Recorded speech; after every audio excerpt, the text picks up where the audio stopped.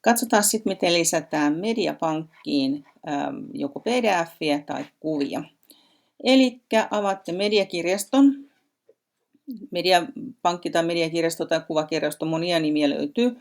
Tästä näette, mitä sinne on jo ladattu. Lisätäänpäs, nyt mentiin hienon tilaston päälle. Lisätäänpäs täältä uusi.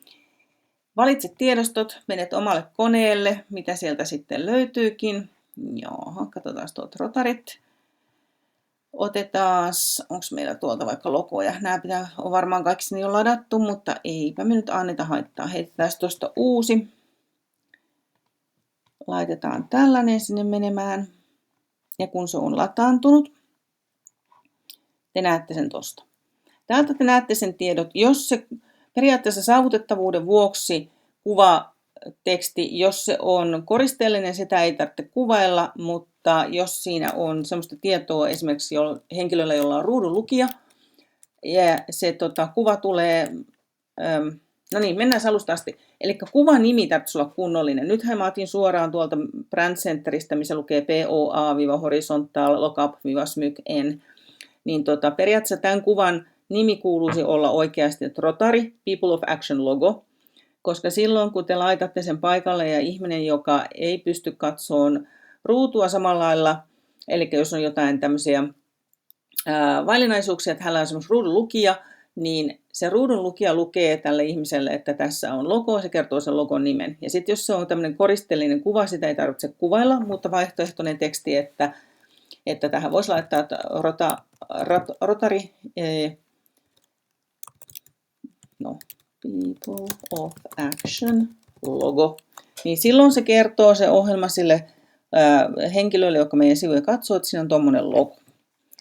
No sitten jos haluatte sen joskus muualle käyttää, niin voitte täältä esimerkiksi kopioida tämän osoitteen. Nyt se on kopioitu.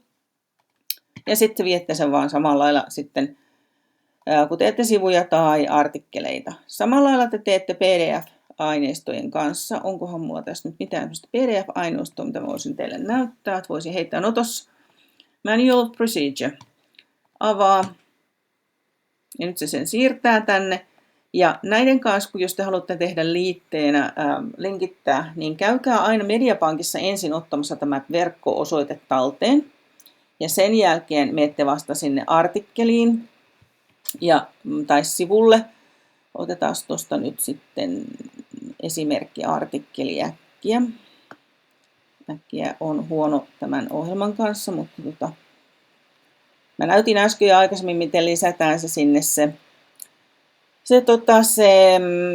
kuva, niin tästä lisää media. Emme mennä tuonne, sori. Mistäs tuolta kumo? Mediakirjasto, mä oon lisännyt sinne nyt People of Action logon.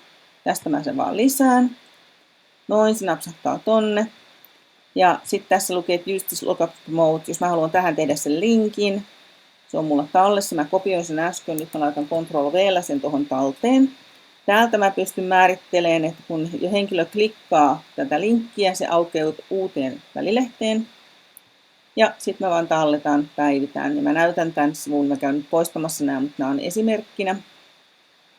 Kun tänne näitä videoita tullaan lisäämään, ja jolle tämä olisi ihan kauhean hidas, niin nyt te näette, tähän äskeiseen tietoon tuli kuva, ja sitten kun mä oon tehnyt siihen linkin, kun tätä linkkiä klikkaa, se aukeaa meidän uuteen Manual of Procedure A4. Ja tämä on uusi 2019, mutta siis näin tehdään linkittäminen.